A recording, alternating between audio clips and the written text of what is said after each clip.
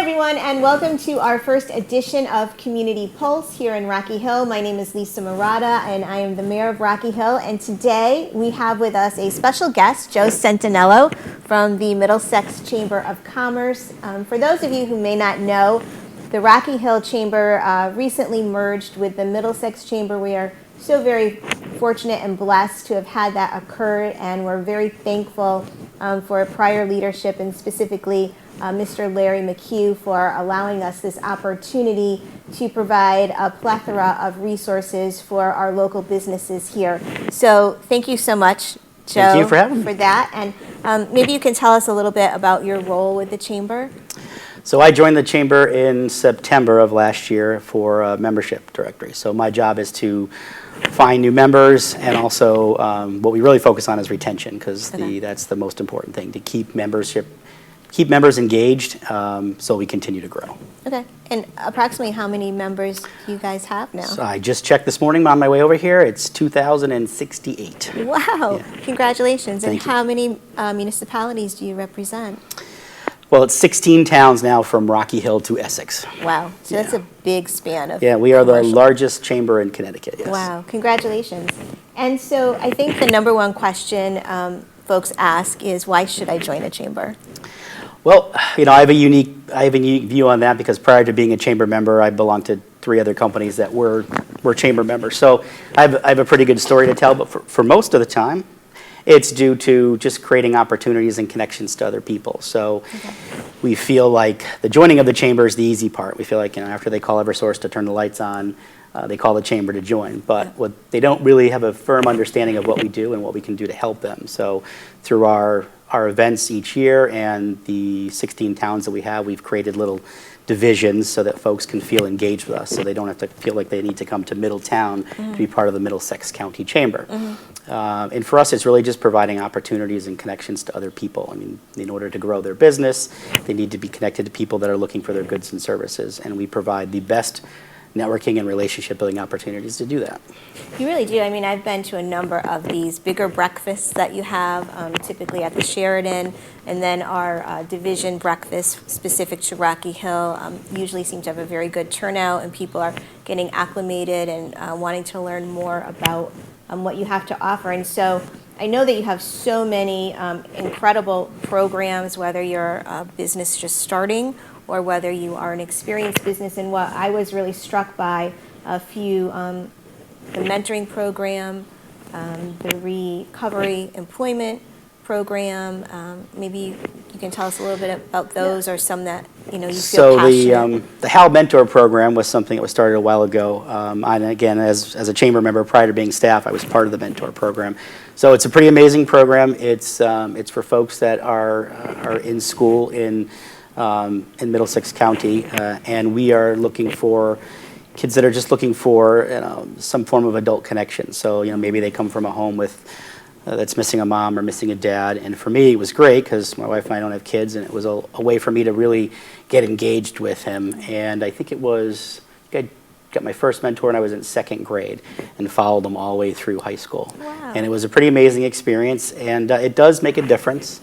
It makes a really big difference in their lives. And we go there, we're at the school for about an hour and a half, one day a week. And we sit with them during the school period. We eat lunch with them. We go out and play in the park with them and outside. So, and they ask questions, and we just try to develop a friendship. And sometimes it takes a little while, but it was really cool. It was a great program, and I was really proud to be a part of it. That's awesome.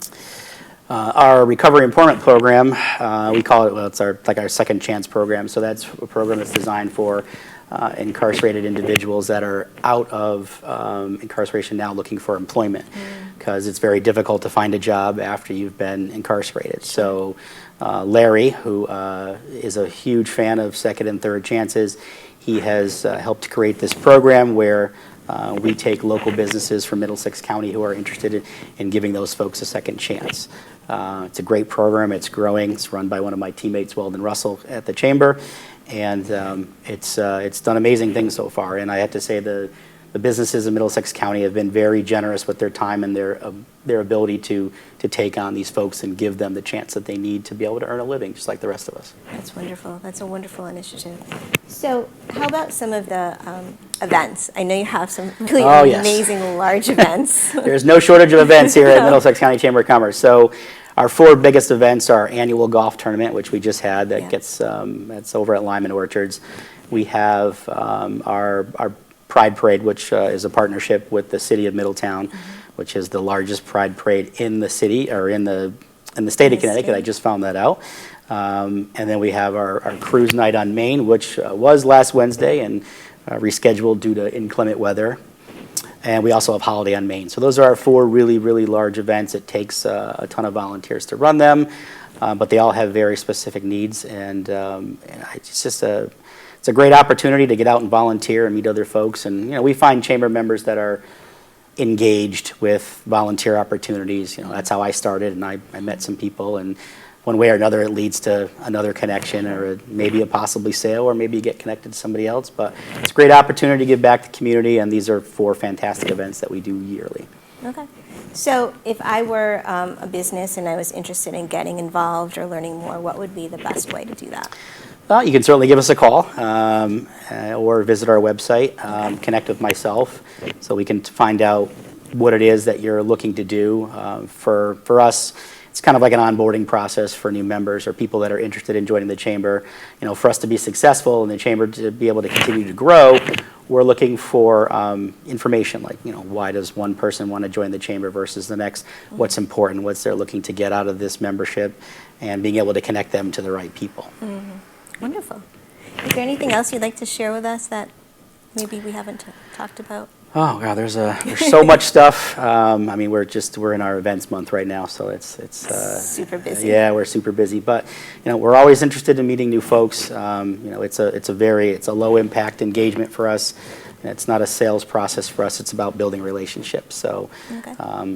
Anyone who is interested in joining should definitely reach out and give us a call. Okay, great. And so what is your website number?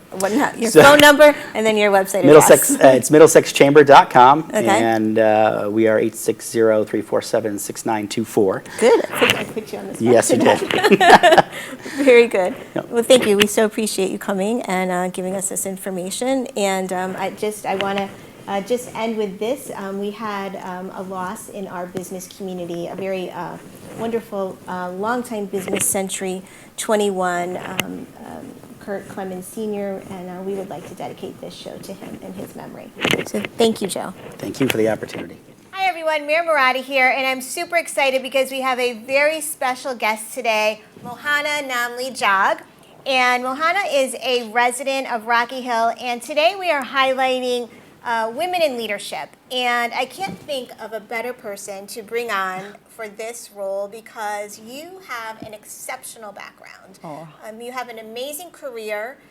She's in engineering, and on top of that, you do a lot of other things in the community, and so I'm hoping maybe you can share some of that as an inspiration for our young viewers. Absolutely. Thank you. Firstly, thank you so much, Lisa, for having me on your show here. And this was such an honor to be here and meet you. The mayor of Rocky Hill, right? We all look up to her.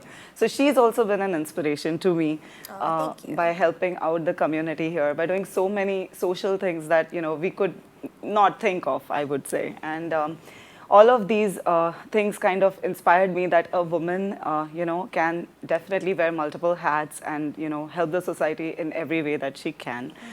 I feel totally privileged. So something about me. Tell us about your first, what your degree is in and how Right. you started out. Absolutely. So, growing from childhood onwards, I always thought that I'll be a doctor, but that never happened somehow. I was like, I wanted to be in a medical kind of field and something of that sort. But then I just started doing my bachelor's in biotechnology. I completed my master's in microbiology and immunology from New York Medical College. And I graduated in 2010. And after that, it was all, in clinical research. So right now I'm like in a cardiovascular medical device company. I'm working as a project manager in a clinical research area, helping out people with heart attacks and strokes and diseases of the heart. So yeah, so that is something that I do professionally. And apart from that, when I was in college, since childhood, of course, like I think every girl has a dream, and she dreams like to become some fiesta, some fashion fiesta, or something that she can look up to. But I think I got married a little early in my age, and then I had kids, and then things just happened. So after that, I felt that I thought that this career is not going to work. I just have to focus on my academic career and just grow professionally. So you were doing some modeling. Yes, so I was like during college times. I was like just modeling like locally for local brands and stuff like that. And then when I came here in the US, thanks to my husband, he actually got a job here. He's in IT, and I followed him here. And then we had kids, and we were just going on with life. And finally, my kids are growing up, and they came to know about my passion, and they just wanted me to follow it. So my older one, he's into music a lot, into band, and he just loves, playing music all day. Like he plays 4 or 5 instruments, and he's so active. And my younger son is totally into soccer. 2 different personalities, but they both have their own small dreams, and they always motivate me to dream bigger. So I think because of them and because of my husband, thankfully, I could, get into this modeling kind of not profession, but just a hobby, a passion that I was following.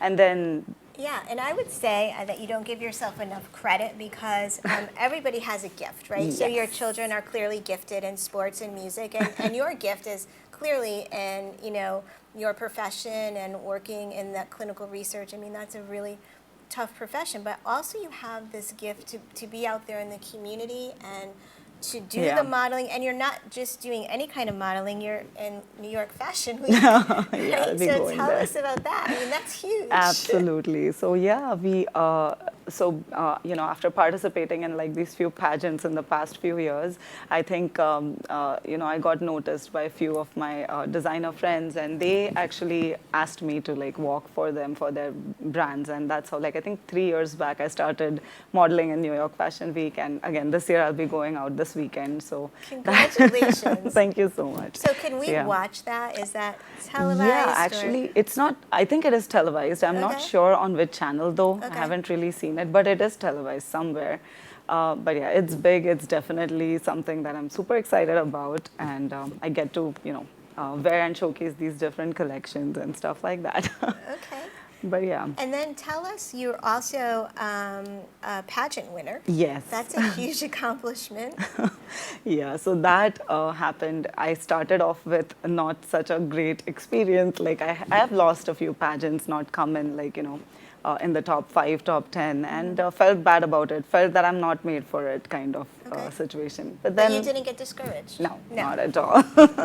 So that I was initially, of course, like once you don't win, and then you're like for a few months back in your shell, and not for me. But then later on, I think I just kind of groomed myself, tried talking to people who who inspire me. And, they told me a few ways, like, just try to work on yourself, think about yourself more, like you're just, And then I tried working different ways and grooming myself to it. And now, after, a couple pageants, I think I won this recent title for Mrs. India Worldwide. And she brought her sash with us. Maybe you can show everyone. Congratulations. I mean, it's a huge Thank you so title. much. Yeah. Mrs. India Worldwide 2023 Glamorous. Absolutely. I mean, so what was that like? Where did you go to compete? So I had gone to Dubai. It was an international pageant. There were 107 Indian women all across the world competing from different countries, and it was huge. Like just getting selected for that itself. They had auditioned about, I think, some 1,200 ladies or something like that. Wow. So then they selected a few, 107, and then we were competing against each other. And then it was a really fun 7-day journey, I must say. Okay. We had a lot of fun, and I learned a lot from that. It was a great experience, but yeah. I feel that actually, along with that journey, I felt that, I could explore more of my, social side as well, because that actually made me get involved more in social activities and stuff like that. And that was something that I always wanted to do, but I never got like a trigger point. And Okay. now I'm into a lot of social activities. Okay. And when you become, and when you hold this title and you're representing, is there a specific mission or something unique that, a message maybe that you're trying to put out there? Yeah, I mean, so I always feel that, whatever you have had dreamt since your childhood, some people just end up not following those dreams, and they feel that this is the end of, that kind of dream. So I don't think that we should think that way. We should just follow and pursue what we feel in our hearts. And then again, this also spreads a little bit of hope in, so many people around us, and it motivates them and inspires them to live each day to their fullest and become the best version of themselves. Oh, that's beautiful. Well, I want to thank you so much for coming on today and sharing your story. It's a big inspiration to me, Oh. and I'm just really, I'm in awe of everything that you do, and so thank you so much. Oh, thank you, Lisa. This is such an honor to be here, and getting to have this chat show with you. I loved it. Thank you. Thank you. Thank you, everyone. Hi, everyone. And so we're going to continue talking about all the wonderful things that are happening in Rocky Hill this month. And one of those amazing things is our first annual Italian Fest, La Festa Italia America. Correct. And we have Mr. Paul Parati here from the Italian American Society of Connecticut. And we're going to talk to him a little bit about this annual festival and maybe start out by how did it even come about? A number of us had been involved in the Columbus holiday in Hartford. And of course, that's disappearing very fast. And we wanted to get a venue where we could talk about more than just food and the usual, if you will, for a festa. We wanted to talk about culture and make sure that we communicated to, especially the younger generation, the sacrifices that the first Italian immigrants who came to Hartford had to make to be able for us, both of us, to be, where we are. So that is the primary focus, I think, at least from my perspective, of the event. We want to make sure that the younger generation stay interested in the topic. And so you really are very passionate about Italian history, culture, heritage, and I know you've written a number of books. You wrote a beautiful story about Anne Usello, and you've written a couple others. Do you want to tell us a little bit maybe Sure, about? sure. And did you bring one of your books with Yes, us? I did, Yeah. of course. Yeah. So this is probably my most successful book. Okay. At least it's the most popular. But, it's interesting because I worked for 25 years in banking. And when I retired, I had no idea what I'd be doing, except I got started in writing, which I always enjoyed. And then I started to get involved in the heritage studies of the Italian Americans. I had not been very active, really, in the Italian American community when I was working. But to me, the more I studied the sacrifices and the accomplishments of some of these people, it's absolutely incredible that someone from Basilicata, which is one of the poorest regions in Italy, can come here back in 1875, and in the span of 30 years, he left an estate that today would be worth $5 million. And these people were making $1.50 a day. It wasn't like they were, splurging. So to me, that was one eye-opener. And the second eye-opener is how the first generation of children of these immigrants, how much they were able to accomplish as well. Judges, attorney general, politicians at all level, obviously Alla Grasso. And so to me, it's just a fantastic story. And it probably applies to most immigrant groups. Absolutely. Obviously, we're Italian, so we'll push for that. Yeah, that's so interesting. And apparently you must have a very natural gift to be able to write so many books.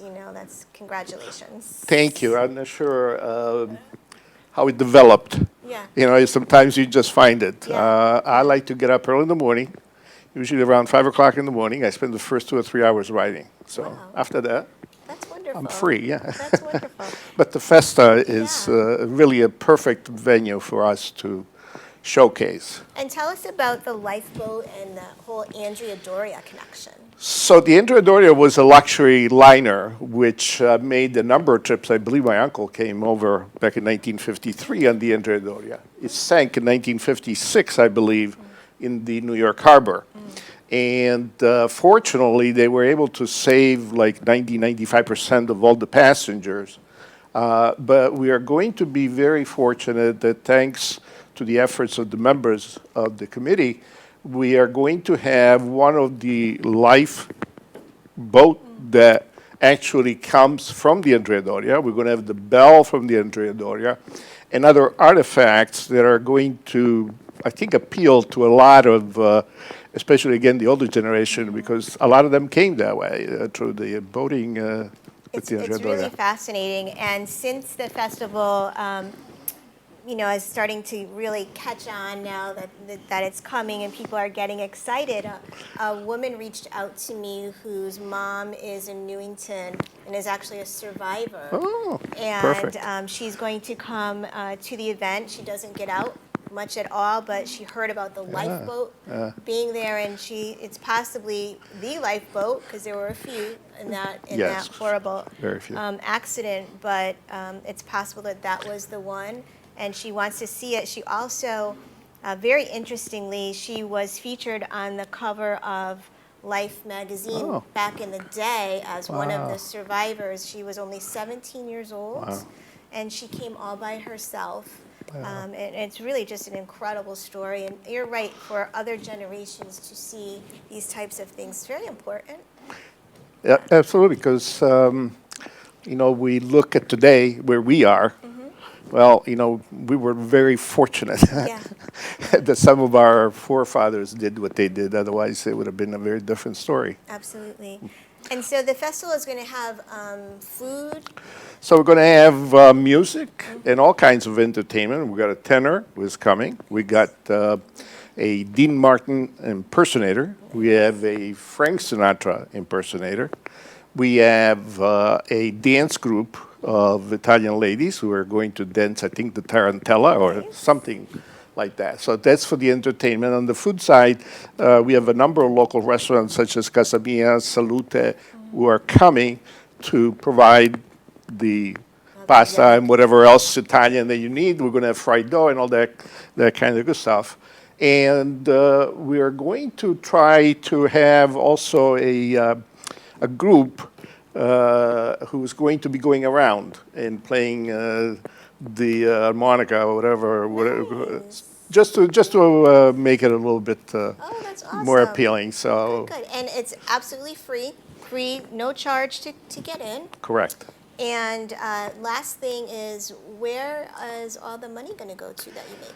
So the net profits from this activity are going to be distributed to a number of charities, including Gino's Kids is one, Food Bank is another, and then there are a number of groups that are participating in the event, such as Italian American Society and others, that are going to receive a portion of the proceeds.